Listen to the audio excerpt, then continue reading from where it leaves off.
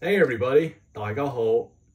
So it's already August, but for some reason I still feel like I only have 3 more weeks of summer vacation left. However, I already graduated this May. Anyways, last week I went back to San Diego for a few days. One of the English academies that I applied to work at, they called me last Monday asking me if I wanted to substitute for an English class, intermediate level. After they asked me that, my jaw completely dropped. For one, it was very sudden, and two, I knew I would not be ready to teach a class. I don't have much experience teaching. Actually, I take that back. I have 0 experience teaching. My only experience would be tutoring, and that was from Tsinghua University, where I did tutor Korean students. Mostly one-on-one, sometimes small groups. However, teaching a class, 0 experience. But at the same time, I could not pass down the offer, so I said I'll do it. After that, they sent me a bunch of emails.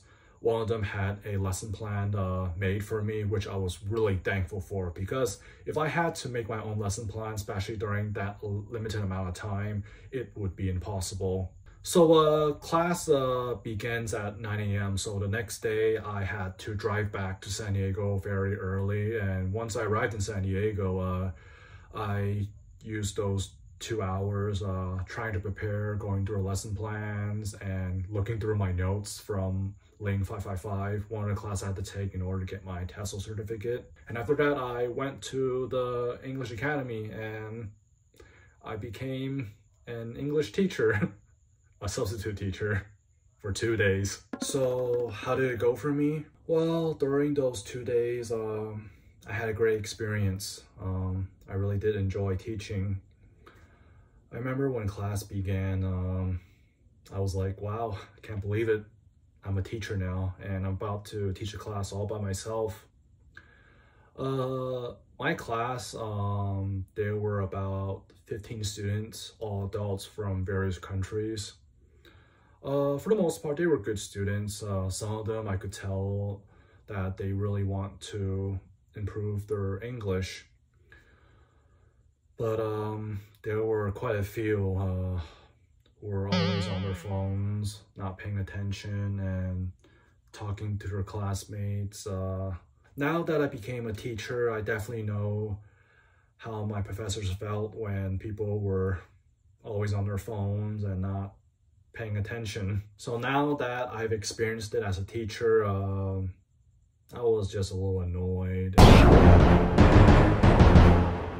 Unfortunately, because it was my first time teaching a class ever, and with 0 experience, in addition to not being prepared enough, I was really nervous for the most part, and I think that caused a lot of problems for me as a teacher, teaching English to international students. During class, I ran into trouble when students asked me questions like, could you explain that again? Could you provide more examples? Can I use it like this in a sentence, that and that? And when they asked me that, I did not know the answer on the top of my head. So let's just say I didn't explain, I didn't answer their questions clearly, and they were left being still confused or more confused. What I learned from my 2 days of teaching, being a teacher, we need to know how to lead a class, and I wasn't really leading. And that's because some of my students, they were just on their phones, not paying attention.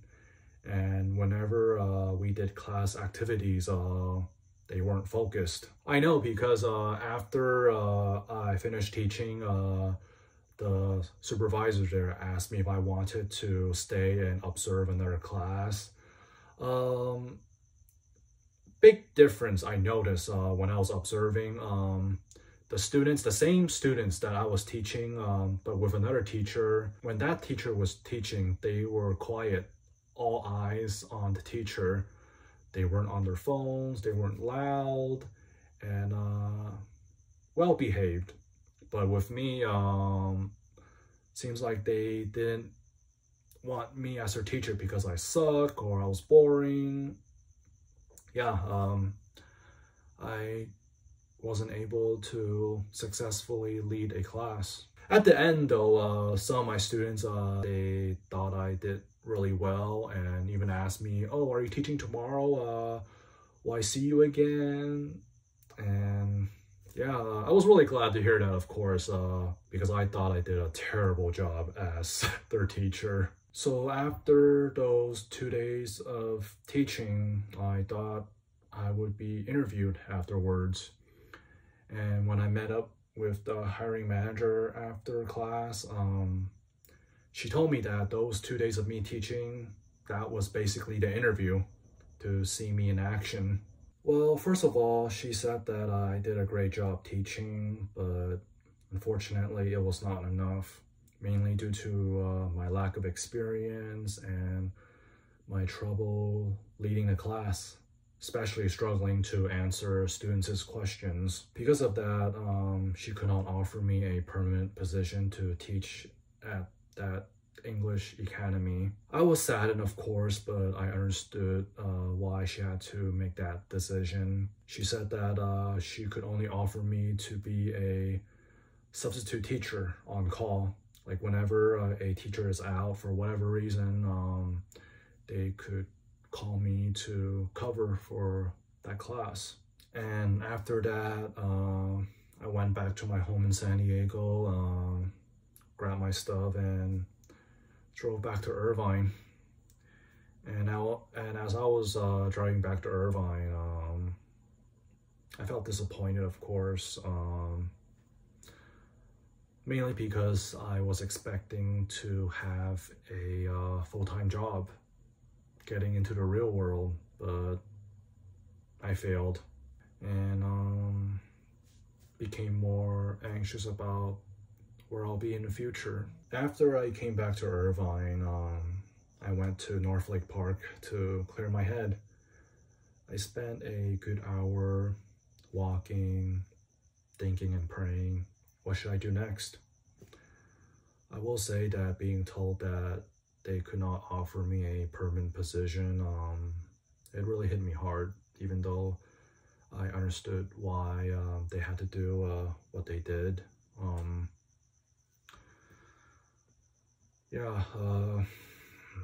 After months of applying to places, I thought, this is it. I guess I expected too much. So what is next for me? Well, when I was speaking with the hiring manager, she told me most of their teachers got their experience from teaching abroad. So I think my next step is moving forward on moving to Korea to teach English. So yeah, next year I'm hoping to move to Korea. How long? I don't know, but for at least a year, maybe more.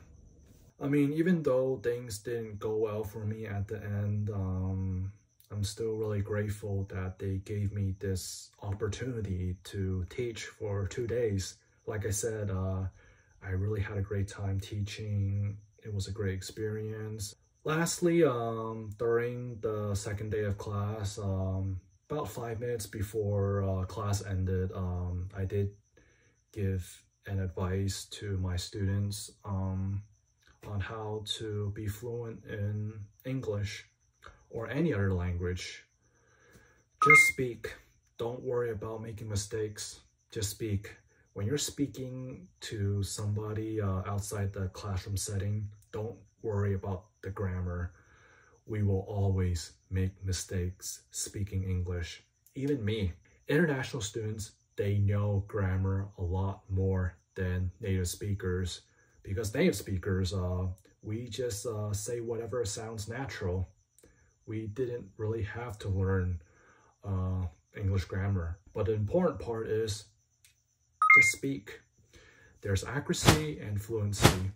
Fluency is much more important.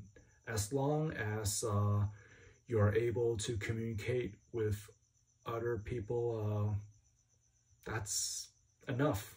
You don't have to make everything all accurate. Sometimes it actually sounds, well, unnatural to be accurate. So yeah, just speak. That's the way to learn. Don't worry about making mistakes. Just speak.